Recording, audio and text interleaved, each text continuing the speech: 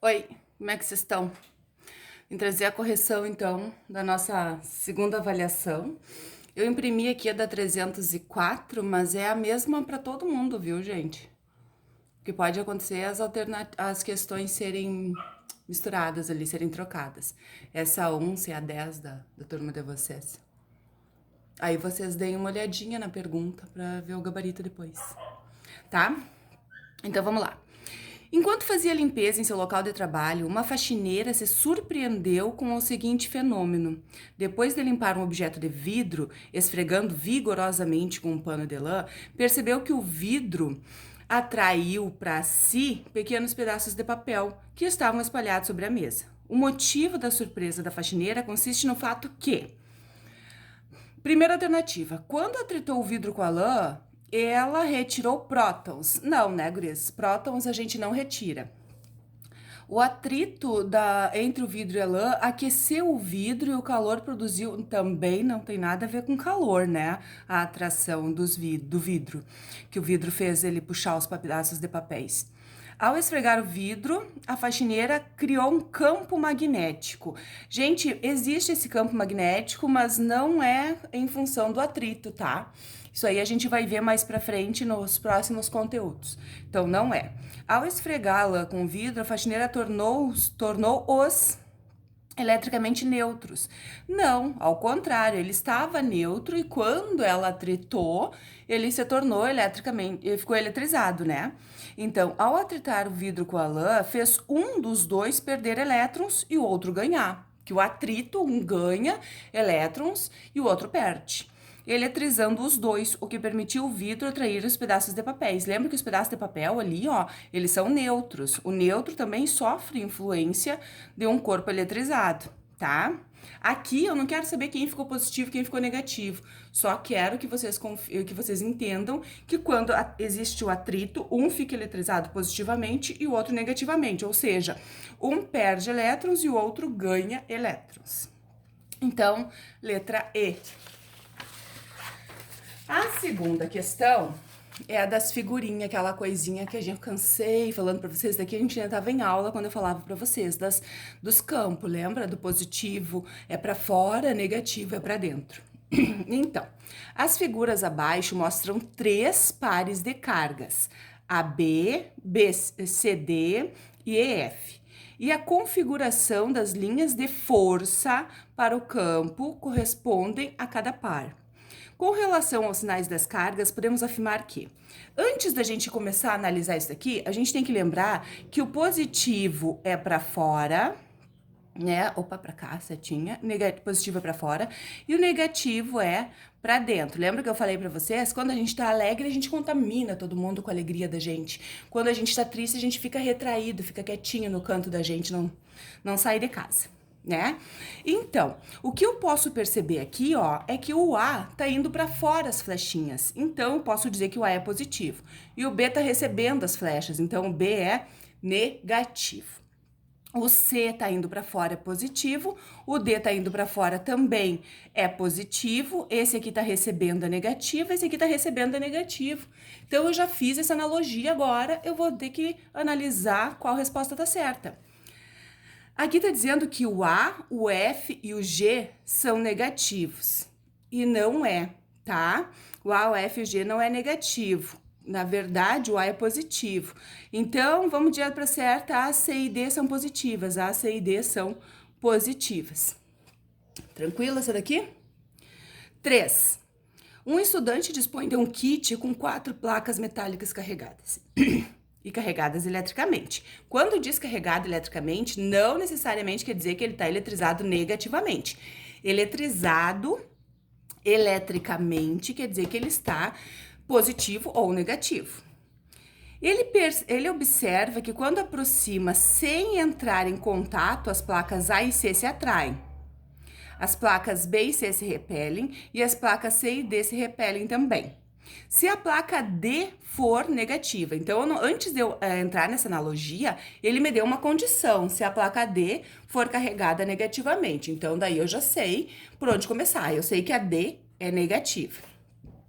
Se a D é negativa, ela diz aqui, ó, que as placas C e D se repelem. Para elas se repelirem, elas têm que ter cargas iguais. Então, a C é negativa também. Se A atrai C, se o C é negativo, para atrair o C, o A tem que ser positivo. E diz que o A e B se repelem também, então o B também tem que ser positivo. Então, eu quero saber no final as cargas A e B, respectivamente. As duas são positivas, então A e B são positivas. Questão 4, começa as continhas agora aqui pra gente. Deixa eu botar mais aqui, que eu acho que aqui fica melhor de vocês enxergarem. Que eu fiz lápis. O número de elétrons que deve ser fornecido a um condutor eletricamente neutro para que fique eletrizado com uma carga igual a menos 8, né? Menos 8 coulombs. Aí aqui eu dei o valor do elétron para vocês. Então, vocês lembram que tem a primeira formulazinha que a gente começou a trabalhar, que a carga depende do número de elétrons vezes o valor da carga desse elétron.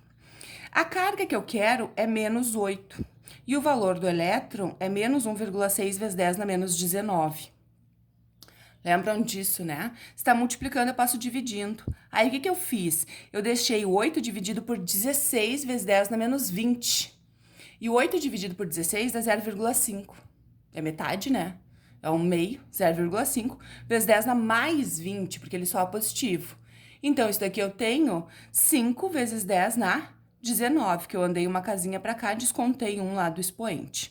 Isso daqui é elétrons, né? Então, o número de elétrons é 5 vezes 10 na 19. E lembrem que o número de elétrons é sempre positivo, porque é uma quantidade. Questão 5. Em determinado local do espaço, existe um campo elétrico de intensidade. Aí eu dei o campo elétrico aqui para vocês. Colocando aí uma partícula eletrizada de carga 16 UC, qual a intensidade da força? Então, eu tenho aquela formulazinha que o campo elétrico é a força dividido pela carga. Se eu quero saber a força, é só multiplicar o campo elétrico pela carga. Substitui os valores aqui, passei 16 multiplicando 8, 16 multiplicado por 8 é 128, vezes 10 na menos 6. Aqui vai passar multiplicando para o outro lado, então vou somar os expoentes.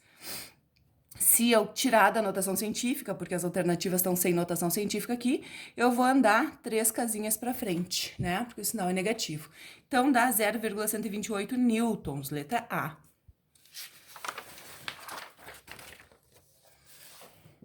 Essa questão aqui, eu quero que vocês prestem bastante atenção, porque ela é daquelas teóricas, elas não precisam de contas com números como vocês gostam, né? E a maioria das questões de vestibular, principalmente as de Enem também, eles não querem saber, a física não quer saber se vocês sabem fazer continha, como eu fico brigando com vocês. Eles querem saber se vocês conseguem entender os conceitos da física. Então, não tem essa perda de tempo calculando, tá? Então, é só substituição de letras, de variáveis. Só que daí vocês têm que entender um pouquinho de álgebra, né? Daquela monta de letra, que é uma coisa que eu sei que é chato também. Então, vamos pensar aqui, ó. Duas pequenas esferas eletrizadas, Q1 e Q2, separadas a uma distância D, que eu não sei nem quem é a carga Q1, nem quem é a carga Q2, nem quem é essa distância D. Eu só sei que elas se repelem. Se elas se repelem, quer dizer que elas têm cargas iguais, de sinais iguais. E eu dei a força aqui para vocês, ó. Então, F é igual a K vezes Q1 vezes Q2 dividido pela distância, essa aqui é a força, e essa força é igual a 4 vezes 10 na menos 3 newtons. Tranquilo até aí? Então tá. Substituindo a carga Q1 por outra carga de 3 vezes ela, é o triplo da carga anterior, e aumentando a distância entre elas para 2D, aumentei a distância, o valor da nossa força será? Então, o que vai acontecer? Se eu no lugar do Q1 colocar 3Q1 e no lugar do D colocar 2D, porque a condição foi essa que pediram, né? Aqui em cima vai ficar 3 vezes o K vezes o Q1 vezes o Q2. E aqui embaixo vai ficar 4D ao quadrado.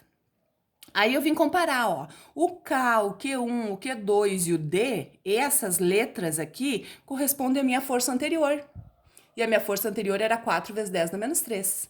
Então, o que aconteceu? A força F2 é 3/4 da força F1.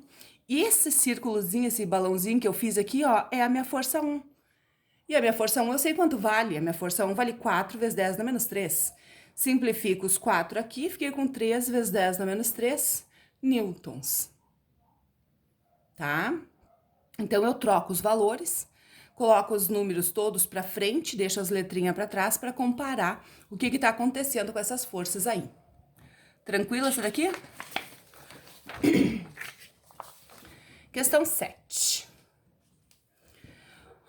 Uma das aplicações tecnológicas modernas da eletrostática foi a invenção das impressoras a jato de tinta. Esse tipo de impressora utiliza pequenas gotas de tinta que podem ser eletricamente neutras ou eletrizadas, positivo ou negativamente. Então, pode ser qualquer uma das três coisas.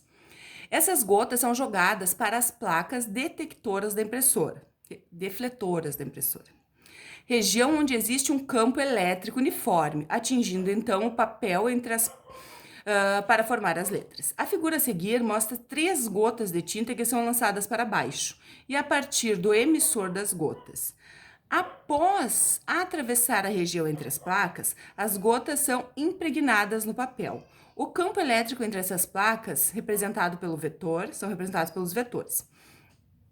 Pelo desvio sofrido, nós podemos dizer que a gota 1, a gota 2 e a gota 3 são respectivamente. Primeira coisa que eu tenho que analisar são as placas. E da onde está saindo as flechinhas, para onde está indo as flechinhas. Eu sei que a flecha sai do positivo e vai pro negativo. Então, se a flecha está vindo da esquerda para a direita, eu sei que essa aqui é a positiva e que essa aqui é a negativa. Aí, o que acontece? Se essa aqui é a placa, a gota 1, ó, gota 1, gota 2 e gota 3. Se essa aqui é negativa, a gota 1 é negativa. A gota 3 é a positiva e a do meio é a neutra. Então, a número 1 é eletrizada negativamente, a número 2 é neutra, porque ela desceu reto, e a outra é carregada positivamente, tá? Questão 8. Questão 8 é bem parecida com aquela outra que a gente estava falando das letras lá. Então, vamos pensar ali, ó, num sistema eletrostático composto por 3 cargas, Q1 igual a Q2, e as duas são positivas, e Q3 é uma terceira carga diferente dessas outras duas. É montado de forma a permanecer em equilíbrio, isto é, imóvel. Então, elas não estão se mexendo. Quer dizer que a força que eu tô puxando para cá é igual à força que eu tô puxando para cá, elas são iguais. Forças. Sabendo que se a carga Q3 é colocada no ponto médio, que é o ponto do meio, bem no meio, entre Q1 e Q2, calcule o Qzinho. Um sistema eletrostático composto por 3 cargas que é montado e eu repeti tudo de novo. Então, eu só quero calcular o Qzinho. Nem isso eu vi, ó. Só vejo agora. Isso que eu já fiz a questão e não tinha visto isso. Tá, vamos seguir então.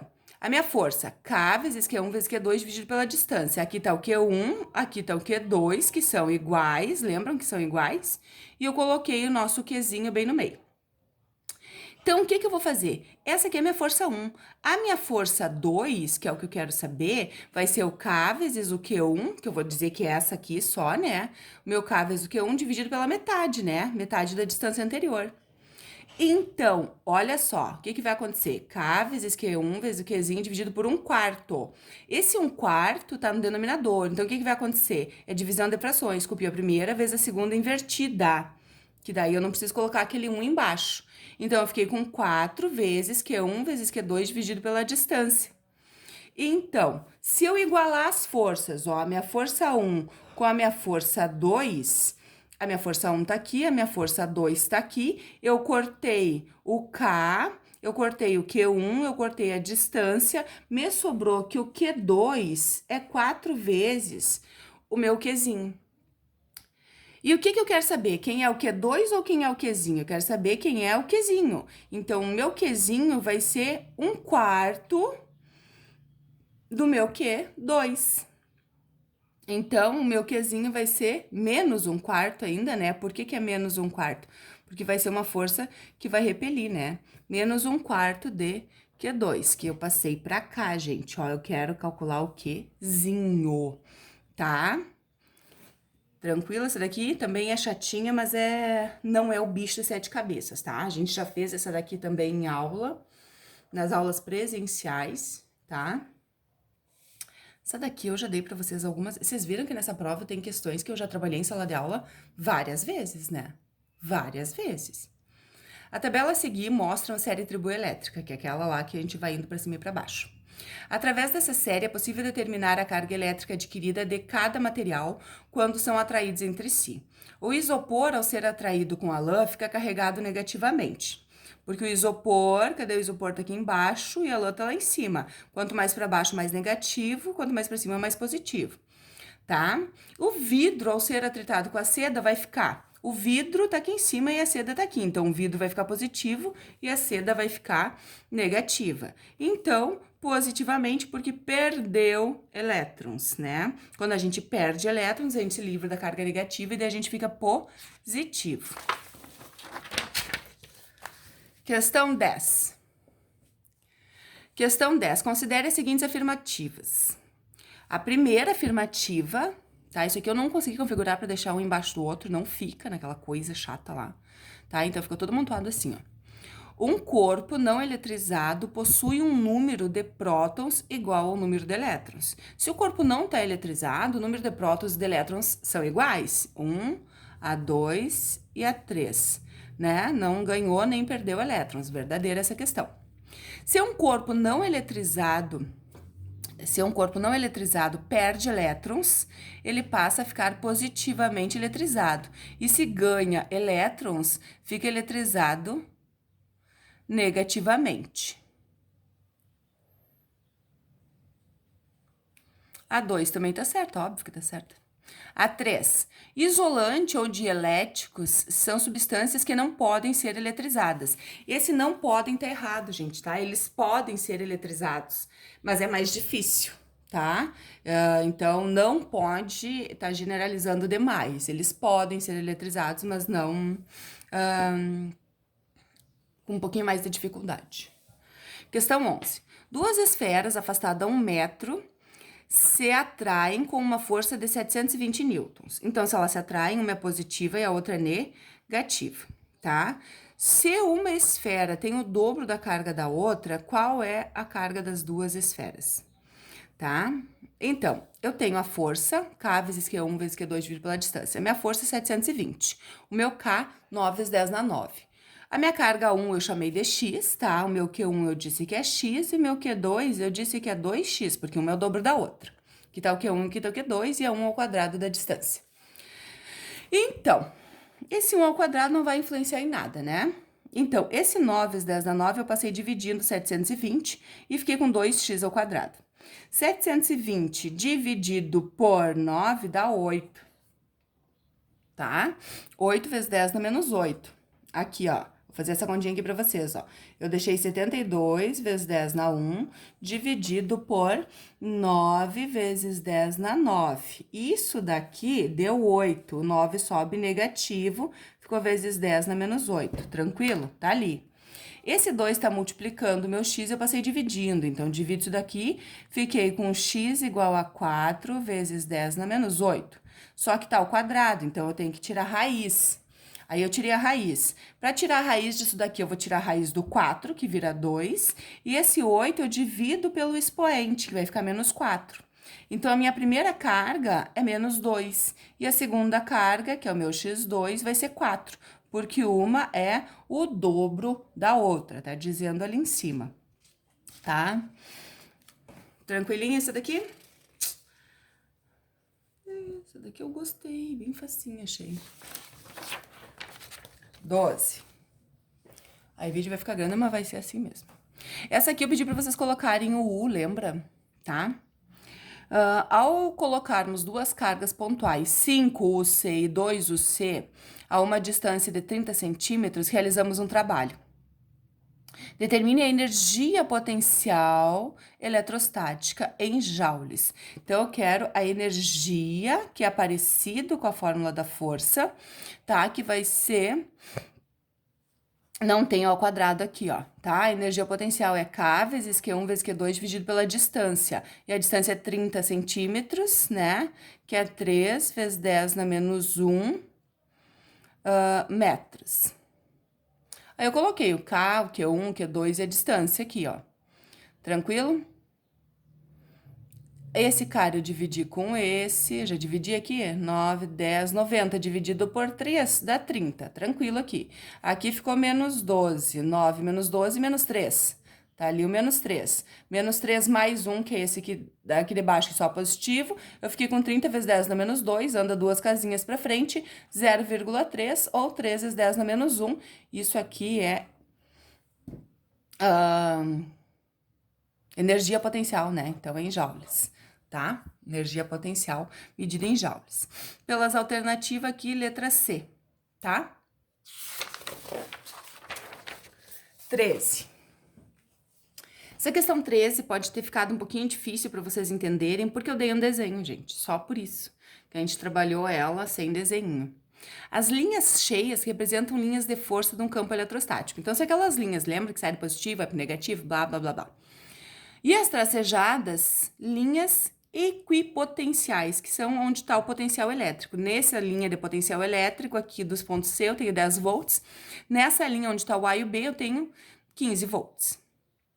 Uma carga de menos 2 vezes 10, de 2 vezes 10 na menos 6 é transportada de A até B. Então, essa carguinha sai de lá e vem para cá. Se ela sai de lá e vem para cá, o que que acontece? Ele pede para mim calcular o trabalho. Lembram, ó, que trabalho é a distância V2, a carga, né? V1, V2 menos V1. Esse V2 menos V1 são os potenciais elétricos, então vai ser 15 menos 15 nesse caso aqui. Que ficou aqui, ó. A minha carga para ir do ponto A ao ponto B é 2 vezes 10 na menos 6, 15 menos 15. 15 menos 15 dá 0, vezes o 2 deu 0. Então, o trabalho de A até B é 0. Agora, essa carga saiu de B e foi lá para C. Lá em C, o potencial elétrico é 10. Então, ficou 2 vezes 10 na menos 6, 10 menos 15, que dá menos 5. Multipliquei aqui, ficou 10 vezes 10 na menos 6, ou menos 10 vezes 10 na menos 5, tá? Só que daí, como ele só quer saber o trabalho, a gente tira a parte negativa. Então, o primeiro é 0 e o outro é 10 na menos 5, ou 1 vezes 10 na menos 5, como vocês quiserem, tá? Fecha a letra A.